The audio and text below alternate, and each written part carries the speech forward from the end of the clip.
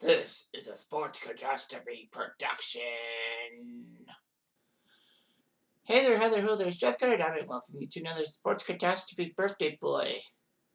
And the birthday boy for today, March the 7th, is a famous Pittsburgh Steelers wide receiver who was also a broadcaster, a politician, an athletic director.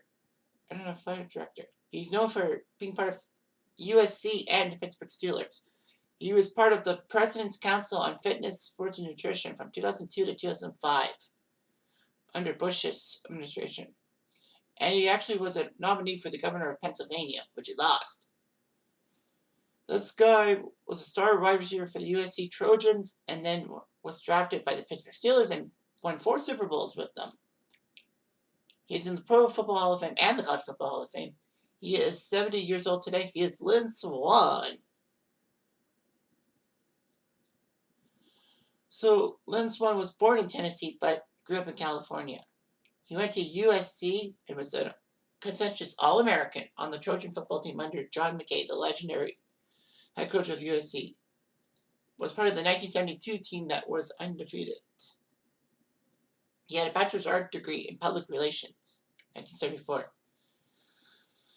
Swann looked pretty good as a wide receiver. So good that the Pittsburgh Steelers decided to pick him with the 21st overall pick in the 74 NFL draft. They said that, and he was one of 4 players that was called one of the best draft classes in NFL history. The Steelers took Lynn Swann, John Stallworth, another wide receiver, Mike Webster, I believe their center, and Jack Lambert, the tough as nails linebacker.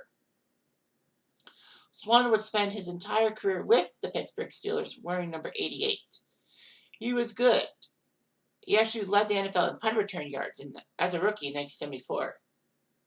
And in Super Bowl IX, he was part of the Steelers team that faced Minnesota for the Super Bowl for the title, and Pittsburgh won 16-6. Sadly, though, he got no receptions because Terry Bradshaw only threw for 9 completions the whole game. But Pittsburgh still won. Anyway, Swann did much better in his sophomore season.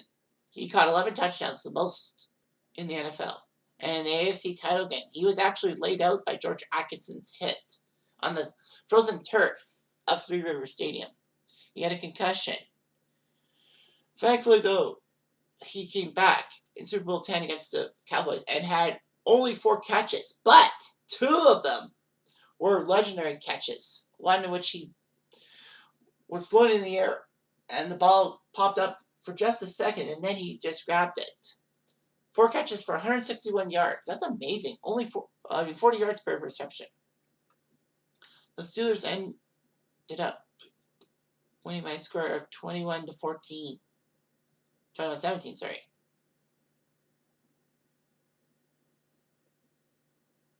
Lynn Swann said that his grace of catching passes actually led to do dance and all that. His aptitude on the football field.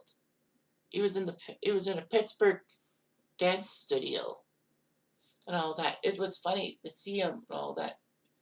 That he went through ballet to improve his steps and all that.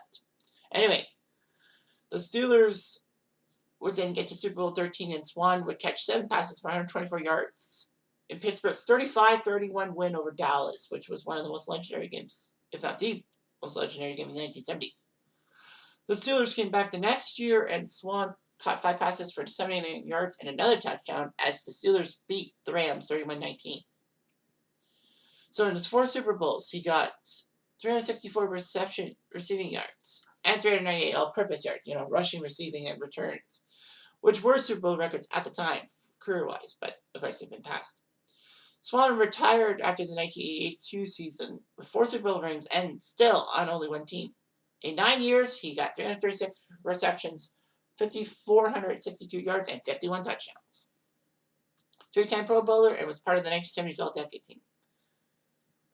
So Swann was fantastic. He didn't get as many receptions. He didn't have a 100 reception season like most receivers nowadays. But you got to remember that back in the 70s and 80s, passing was a little bit foreign and all that. Like, they didn't have the breakout passing start till Dan Marino in 1984. So anyway, Swann was a broadcaster for ABC for many years, but left ABC to be Pennsylvania governor. So yeah, he was on Monday Night Football, and he did college football stuff. So anyway, Swann actually did his broadcast career in 1976, still active with the Steelers.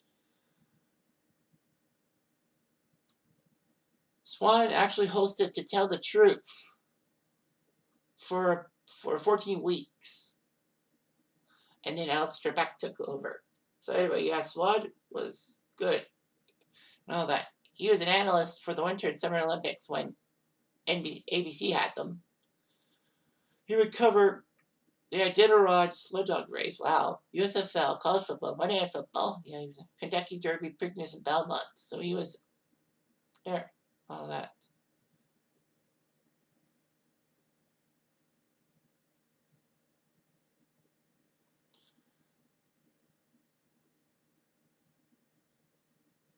So anyway, he actually owned Pittsburgh's Arena Football League expansion franchise, but the team folded in 2014. Lynn Swann was even a silent reporter in the movie The Water Boy at the Bourbon Bowl. Swann actually was the athletic director for USC in 2016 until he resigned in 2019.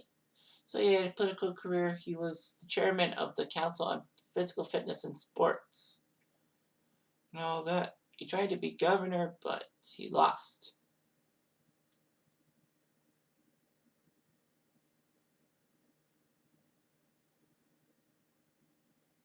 And Ed Randall, the incumbent, won 60-40. All that.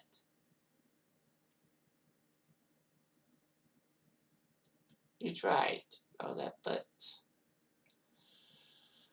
doesn't matter. Swann's first marriage was a daughter of Paul Roby of the Platters. They divorced in 1983, and Bernadette's now married to Sugar Ray Leonard. Swann married a psychiatrist and have two sons who played football collegiately. So that's not so bad. I mean, Lynn Swann was an icon for Pittsburgh football and all that.